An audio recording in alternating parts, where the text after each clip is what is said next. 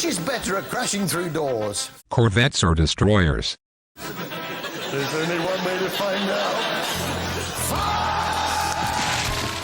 Let's dive in and find out. Let's start off by outlining the experiment, if you want to call it that, and we'll outline the problem space. So I've created some Corvette and destroyer designs. I'll go through those in just a moment. And I've created them at 3 different technology levels. The first is using only the initial technology that you have at the start of the game, with the exception of combat computers, just so we have some of the correct distance interactions. The next design I've branded level 3. And what I've done here is I've kind of gone with some technologies you might have by kind of year 30. I've also thrown in the level 1 torpedoes here, as well as mainly level 3 technologies in terms of your kinetic and energy weapons. And the final level I've dubbed max level. Here we have proton launchers, stormfire autocannons, devastated torpedoes, the highest level technologies in most of these categories. The next variable I'll be changing, other than technology, is the time at which I will retreat the ships. So I've either been letting them stay for the entirety of the combat, or I've been retreating the destroyers at the earliest possible opportunity when the emergency FTL has cooled down. Now, if you were going to be retreating your destroyers in a competitive setting, you probably wouldn't do it at the earliest possible moment. There's a bit of an art to it and there's a bit of finesse required, but I couldn't really repeat that every time with this experiment, so I've just decided to retreat them as soon as I can.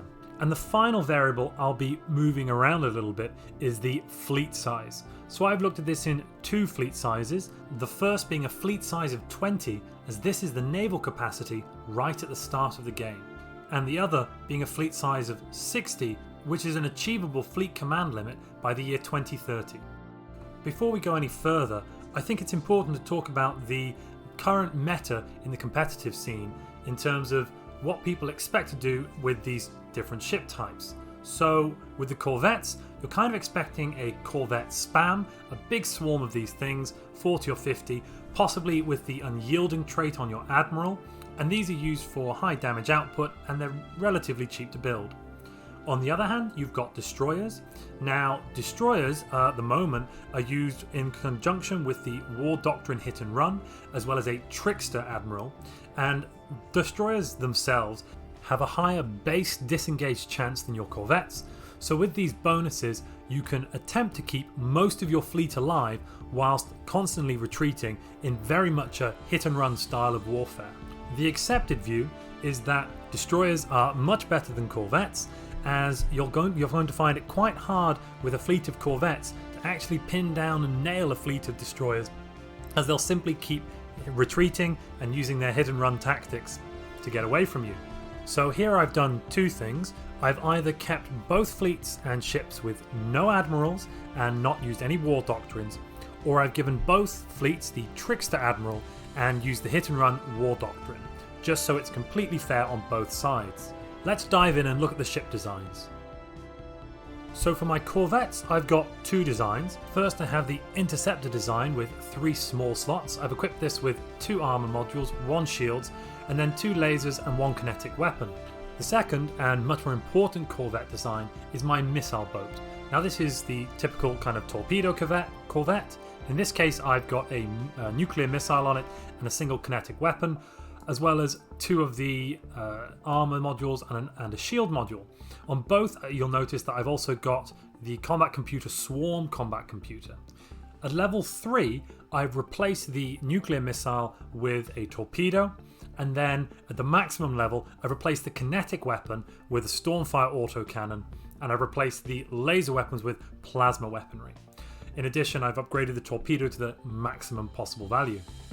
Now looking at the destroyer designs, I'll start with arguably the most important design, and that is the medium small medium destroyer. I've kitted this out with kinetic weapons on the medium slots and laser weapons on the small slots, as well as an equal mix of shield and armor modules and the Picket combat computer. This is the ship whose interaction I'll be examining in most detail fighting against the torpedo corvettes. Next we have the large medium destroyer. These are really used as artillery and they're used to knock down star bases and that kind of thing. Alternatively, they're also really good as anti-destroyer destroyers, as those large weapons are going to get past the combat disengagement chance that destroyers are relying on.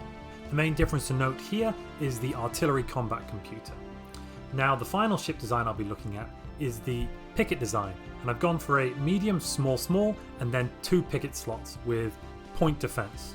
Now, this ship should be a very good counter to the missile boat Corvettes, though it may struggle because of its damage output against the triple small slot Corvettes. Let's look at how they perform in combat.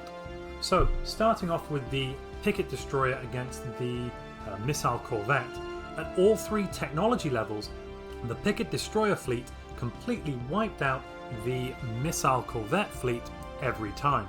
Though at the higher technology levels, the destroyer fleet did take more casualties, it usually inflicted between 7 to 10 casualties on the Corvette's fleet.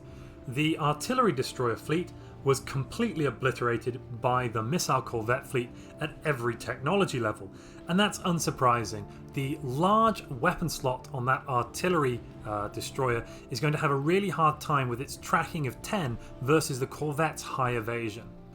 Now, against the triple small slot Corvette fleet, the picket destroyers lost 2, so they lost at the low technology and the high technology, but actually at the mid technology at level 3 they actually won their engagements overall, so that's an interesting one here. So these picket destroyers, they are definitely better against both types of Corvettes at the level 3 technology level, which corresponds to a technology of around 2030. And again, the artillery destroyers were completely wiped out by the Corvettes with the triple S's at every technology level of engagement. Now, these have all been for a fleet size of 20 and with no war doctrines and no admirals on our ships.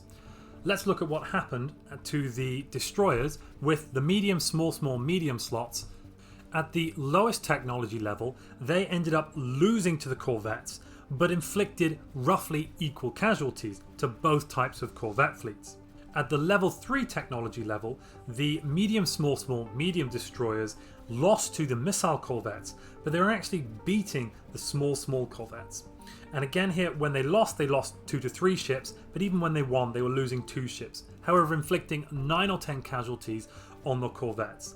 And what we kind of see here overall is that whilst the destroyers may lose the engagement more often than not, actually, they do tend to inflict more casualties than they take with these fleet sizes and restrictions. So now let's shake things up a bit. We're going to look at size 20 fleets, but we're going to add in war doctrines and we're going to give tricks to admirals to both sides. At the level 1 technology level, it was possible to manually retreat the destroyers and deal 2 casualties to the Corvettes, the fleet of 20, without taking any casualties in return. If the combat was allowed to continue, the destroyers ended up losing and lost 4 ships to an equivalent number of Corvette ships 4, which is quite bad given that destroyers cost twice as much as Corvettes. Now at level 3, I found that the destroyers would lose 1 ship before I could manually retreat them and cause 3 casualties, whereas if I let the combat run on, they would lose the combat and be forced to retreat, losing 3 destroyers and inflicting around 4 to 5 casualties on the Corvettes. Again, not fantastic. And finally, the medium, small, small, medium destroyers at the maximum level would inflict virtually no casualties on the Corvettes, that's around 1 or 2, and take 5 or 6 in return before being forced to lose and retreat. These are, however, at small fleet sizes, of course. So let's jump into something a bit bigger. Let's look at fleet sizes of 60. Now, here at a fleet size of 60, I've only looked at the medium, small, small, medium destroyers against the torpedo Corvettes, because the established wisdom really is that these destroyers can compete effectively against a Corvette swarm. So I did quite a bit of testing, and I've got some data, and I've plotted some nice bar charts that we can have a look at. So what does this first graph show us? Well, what we're seeing here is 30 of these destroyers against 60 torpedo Corvettes. The blue bars are the Corvette losses as a percentage of the total fleet size, and the red bars are the destroyer losses as a percentage of the total fleet size. Now, the first 3 sets of bars, they are when I have disengaged the destroyer fleet as soon as the option was available. Whereas the right hand side, the right 3, they are when I've let the combat go on for the full amount of time, for the full length of the combat. Now, what we see here across the levels is something interesting. As we get higher up with our technology, the torpedo corvettes massively begin to outperform the destroyer corvettes. And something that really surprised me here with this vanilla matchup is that even if you're retreating your destroyers, you're only dealing equivalent damage to the corvettes, which kind of really shows that as technology increases and without the proper war doctrines, you really don't want to be facing a corvette fleet with your destroyers. Because you're either going to be coming at them with this medium, small, small, medium build, or possibly you're replacing the medium slot with 2 picket slots. And if you do that, well, the two picket slots, you're going to beat the missile corvette spam, but you're going to definitely lose to the triple small slot corvette spam. On the other hand, the medium, small, small, medium could do reasonably well against the triple small slot fleet, but you're going to get really beaten up by the corvette missile fleet. So what happens when we include admirals on both sides and the hit and run war doctrine? Well, surprisingly, things actually go worse for the destroyers than before, which I was completely shocked by. But it turns out if you've got hit and run on both sides, so that's the corvettes and the destroyers, you're going to be massively reducing your corvette losses, whereas you're not going to be massively reducing your destroyer losses. So overall, this matchup then becomes one where you really don't want to be facing corvettes with destroyers. And overall, it kind of looks here like corvettes do outclass destroyers. They're cheaper to build, you don't need the extra technology, and you don't require the finesse to manually retreat them to kind of maximize their damage output. Something else to notice here, at the lower technology levels though, you will be killing more corvettes with destroyers. Of course, I haven't accounted for all variables. You could have much larger fleet engagements. It seems that in some of the larger engagements, destroyers do perform better than at the smaller engagements, absolutely.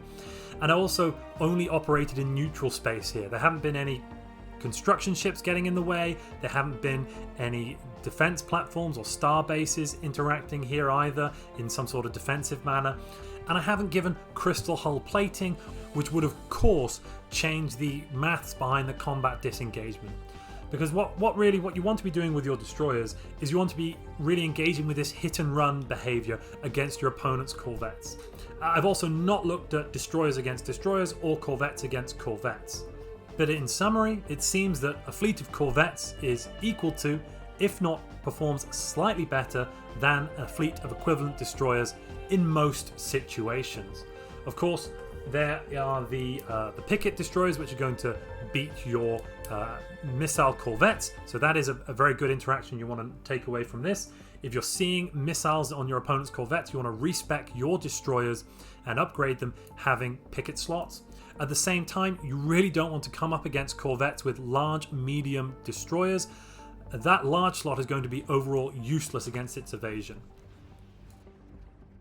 I hope you've enjoyed this video. If you have, please leave a like. If you've got any feedback, please leave a comment.